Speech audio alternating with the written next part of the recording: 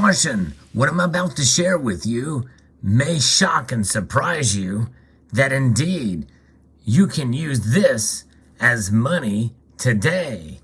Let's explore.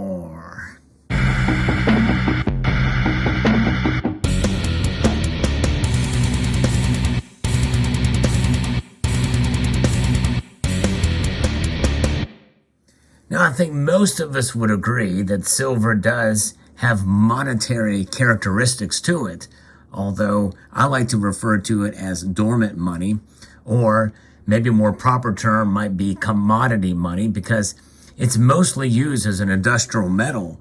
In fact, if you include jewelry as an industry, the fact that you churn out the silver for jewelry, probably close to 70% of silver is utilized for jewelry, for medical uses, and for technology. So the vast majority of the silver is used as that for that. It's only about 25% or so that is utilized for investment purposes, or what is known as investment purposes.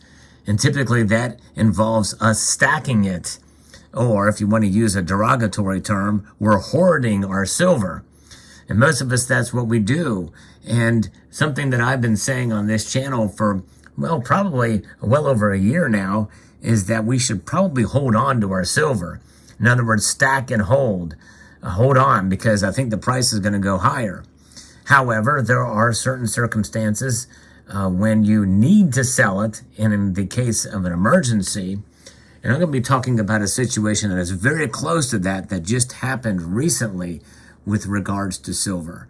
And I wouldn't necessarily say it was a dire emergency, but it was definitely something that is a great example of how you can use silver, not necessarily to sell and then take the money in order to buy the thing or the service that you need done, although that is what most of us would think about. In other words, it involves another party, usually some sort of financial institution, or maybe a peer-to-peer transaction, or maybe selling to your local coin shop or online bullion dealer.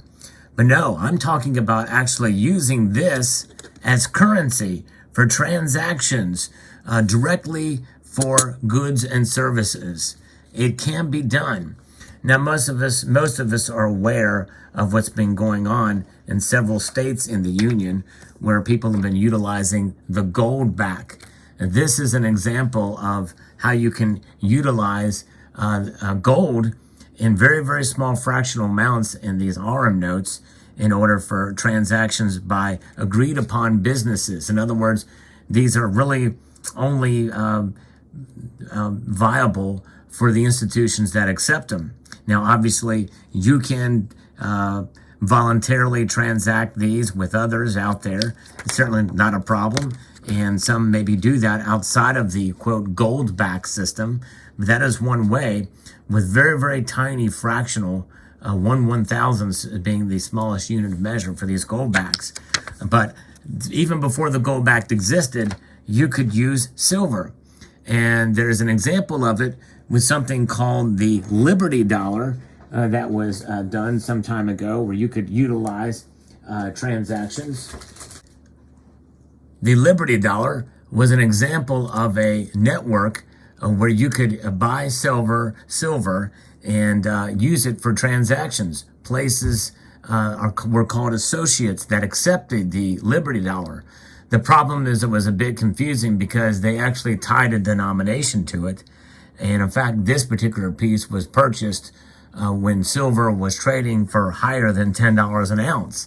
In fact, I think I bought this coin for, and I use the term coin loosely because it was illegal to use a dollar-denominated piece of silver at the time, and it still is.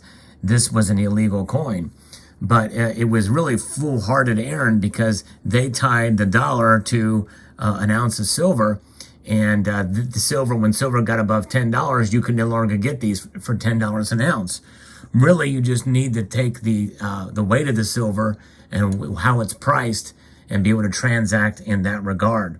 So there's got to be a little bit of fluidity here, and this is why the Liberty Dollar failed, but was quite an interesting experiment for sure, and that was a way that it could be utilized. That system is no longer in place, although they did create a digital version of it. For all intents and purposes, that failed. That whole system was poorly thought up and put together. However, silver in and of itself, no matter what form it may take, as long as it's recognized and as long as it's liquid, it can be transacted. And how is it transacted? By the weight and recognizability. Now, obviously, it would be a fool to to transact in these coins now. This is the American Silver Eagle, which has an insane premium to it. And unless whoever you're buying it from understands that you are getting a lot more than the spot for these when you go to sell them, it would not be wise to transact in high premium silver products, especially high premium bullion silver products, or any kind of premium silver at all. There is also constitutional silver that is typically priced in a face value. So in other words, right now the going rate is about 22 times face. So 10 of these would be $22, and that's not quite an ounce, but nonetheless, that give a tie to the dollar and to the value for the goods and services you may pay from any given business or service. And then they come in dimes, quarters, such as you see here, and the largest would be a $50. $50, though, right now, as of the recording of this video, are trading for a bit more than what the quarters and dimes are trading for. And silver dollars, by the way, are even, and always have been, a bit higher premium. So you have to pick your silver, you have to know your silver, and what the value of it is compared to the price from the service you're utilizing in order to take advantage of it, in order to transact in it. Now, obviously, privately issued pieces in the form of bars, some may not like getting bars for transactions. Browns certainly are recognized as long as it says silver on it, and as long as they know that it's silver. And there are ways to be able to test that silver to be able to show that it is worth and that it is indeed genuine. One quick way to do it is by utilizing the pocket pinger. If you're transacting your silver, you can just take this little piece along with you and put it on it, and you can let it ring out, and that will tell you that this is genuine by the sound of it compared to a base metal piece. There's also silver testers that you can get that if you take your precious metals verifier, which is very expensive, you can do that, or the CCT silver slide, which is still relatively portable. You can take one of those. This is kind of a small version of the CCT silver slide. You can slide it down to test that compared to something that's not genuine. So otherwise recognizable silver coins, the security features are very much recognized, and most people would get what those are. They have to be educated as to what silver is and how and the different forms it comes in, and to be able to understand it on both sides of the transaction. That's the one thing that is different. But it doesn't hurt to ask, and that is the point of this video. It does not hurt to ask a business that has a service if they would be willing to take silver as payment, silver specifically. You might be surprised. You very well may be surprised. By the way, if you want to get one of these pocket pingers, there's a link to purchase these in the description below, and get them with the little stick as well too. It's a great little device. But it's about education. It's about understanding, and there may be some businesses that would be willing to take payment in silver, as well as other services, by the way, too.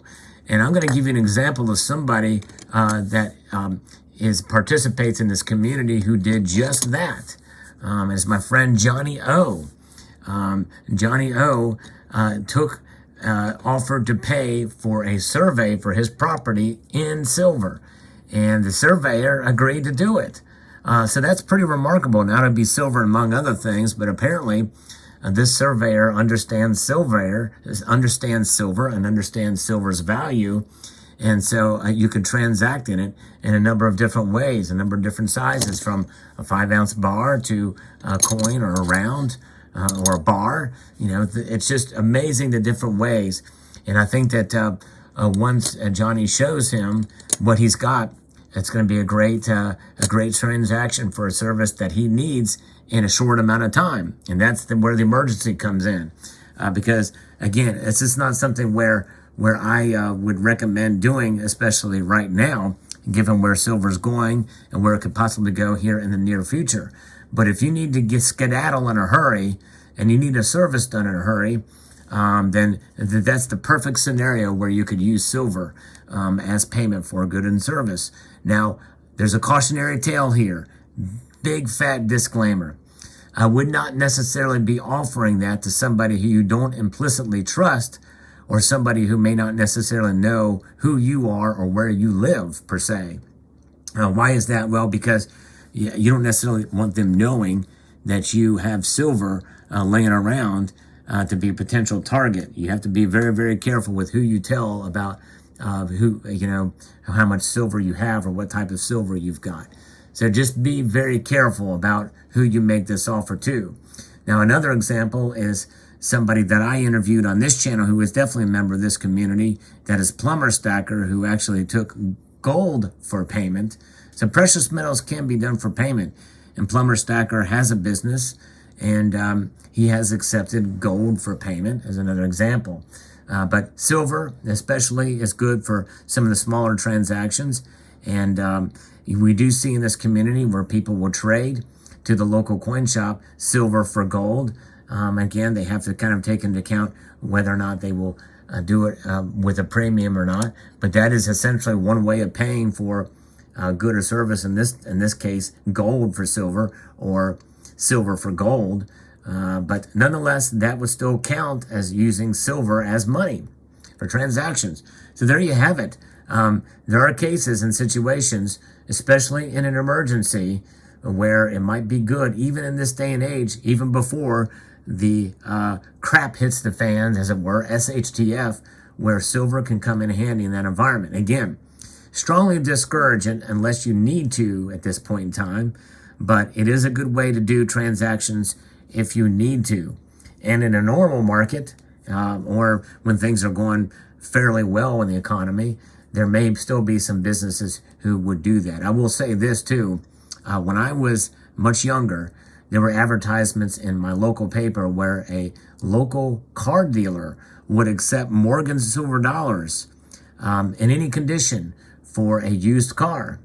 Like 10, 12 Morgan silver dollars for a used car. It's pretty interesting. I wish I would have saved those ads, because I always thought it was kind of neat back then, but it was really before I got into silver. But I always thought that was interesting. So, and when you think about constitutional silver such as this, well, it is United States currency. It just so happens that the value of the metal far outweighs, pun intended, the denomination on the coin. So there you have it. Let me know what your thoughts are in the comment section below, and shout out again to Johnny O for letting me know that he does that. Pretty cool. So I'd like to extend a multitude of gratitude to all of you for taking the time to watch this video, and to encourage you to please rate, share, comment, and subscribe.